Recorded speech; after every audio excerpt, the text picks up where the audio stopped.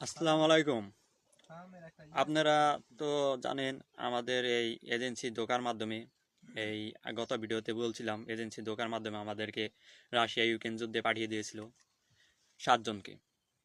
আমরা 7 জন একসাথে আসছিলাম, কিন্তু তার মধ্যে আমার 3টা ফ্রেন্ড, কাছের ফ্রেন্ড মারা গেছে। একজন মাদারীপুরের, একজন কুমিল্লার, আর একজন কিশোরগঞ্জের। তারা মারা গেছে। এখন আমরা এই জায়গায় 4 জন জীবিত রয়েছি।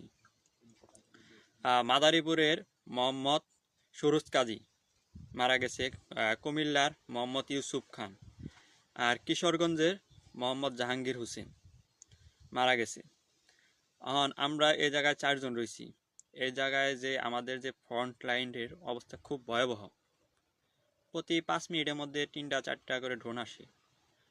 অনেকেই বলে যে একটা ড্রোন গুলি করলে ফালানো যায়। ড্রোনের শব্দ শোনা মাত্রই রুস্কিরা আর বাঙালিরা রুস্কিরা আর বাংলাদেশে তো আমরা তো সামনে থাকি, রুস্কিদের বেশি কাঁদে ওঠে ড্রোনের শব্দ শোনার সাথে সাথে।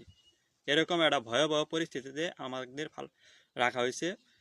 এর সম্পূর্ণ দায়ভার Arafat Almonowara agency, RL number 1742, Haque international RL number 046, Arif Chowdhury, Jalal Patwari.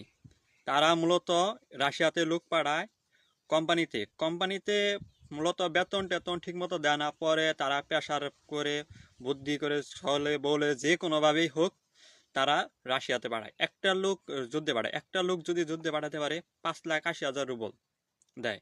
Facility আছে অনেক, আরও অনেক ফ্যাসিলিটি। তারা 10টা লোক পাঠাইতে পারলে, যদি যুদ্ধে পাঠায়, তাহলে তাদেরকে রাশিয়াতে ঘর বাড়ি ফ্যামিলি সহ তারা নাগরিকত্ব পাবে।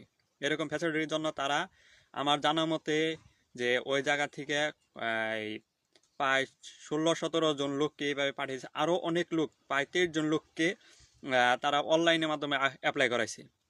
আরও 23 জন লোকই পাঠায়। তারা যে পরিমাণ লোক পাঠাচ্ছে তার 30% 40% লোক যুদ্ধে পাঠায় দেয়। আর যা আছে তারা মূলত মনে করেন অসহায়, তাদের করার কিছু নাই। 1 বছরের মধ্যে তারা কোনোদিন ফ্রন্ট থেকে যে জায়গায় কাজ করে সে জায়গা থেকে বাইরে যেতে পারে মাত্র 1 বছরে 2বার। একবার মেডিকেল করার জন্য, আরেকবার ফিঙ্গার দেওয়ার জন্য, এই 2বার। তাছাড়া কোনো কিছু করতে পারে না। এই আরাফাত এজেন্সি, আরাফাত যে এ হলো দালাল, প্রতারক।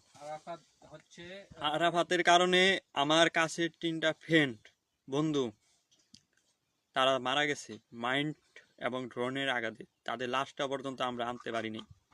আরেকজনের আমরা কোনো